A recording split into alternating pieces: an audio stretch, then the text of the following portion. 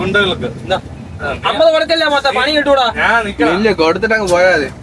കഴിഞ്ഞ 50 കൊടുത്തത്. ഇവിടെ ഗുണ്ടാപിരിവാണ് ഈ പോലീസിന്റെ.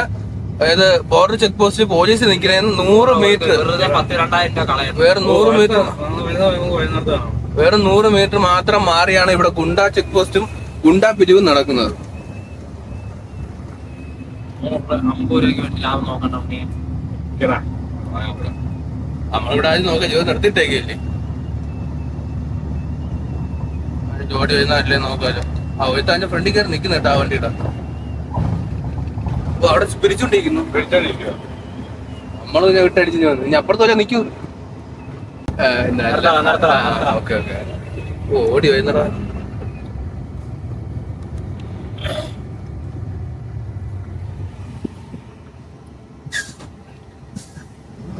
അത് ആരാണെന്ന് പോലും പറഞ്ഞൂടല്ലേ.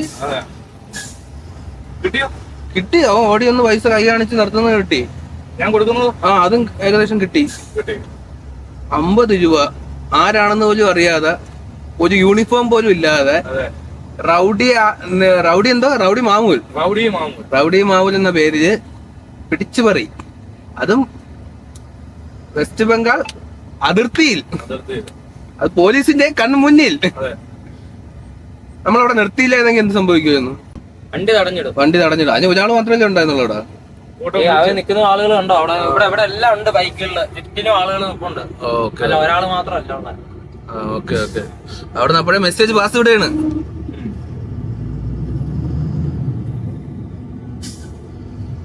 ടോളഞ്ച് അപ്പുറം ഇപ്പുറമായിട്ട് നിക്കുകയാണ്. അപ്പുറം നിർത്തിയില്ലെങ്കിൽ ഇപ്പുറത്ത് പിടിക്കും അല്ലേ?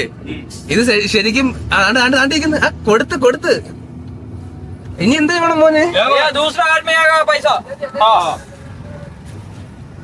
എന്താ കുട്ട ഇത്? ആരൊക്കെയാ കുട്ട? അടുത്തത് ജോലി ചെയ്ത് ജീവിക്കുന്നവനാണ്. അപ്പൊ ഇതൊക്കെയാണ് നമ്മുടെ ഈ അതിർത്തിയിൽ നടക്കുന്നത്. West Bengal toll Plaza.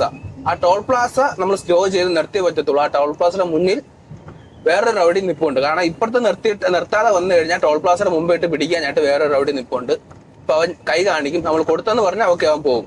പക്ഷെ കൊടുത്തില്ല എന്ന് പറഞ്ഞു കഴിഞ്ഞാൽ മെസ്സേജ് ഇവിടെ പാസ്സാവും നമ്മളിവിടെ എത്തുന്നതിന് മുമ്പ്. അപ്പൊ നമ്മൾ പിടിക്കുകയും നമ്മളെ ഉപദ്രവിക്കുക അല്ലെങ്കിൽ വണ്ടിക്ക് നാശനഷ്ടങ്ങൾ സംഭവിപ്പിക്കാനും ഒക്കെ ചാൻസ് ഉണ്ട്. അതൊക്കെയാണ് നമ്മൾ ഇവിടെ കൂടുതലായിട്ട് 50 രൂപ കളഞ്ഞിട്ട് പോണത്.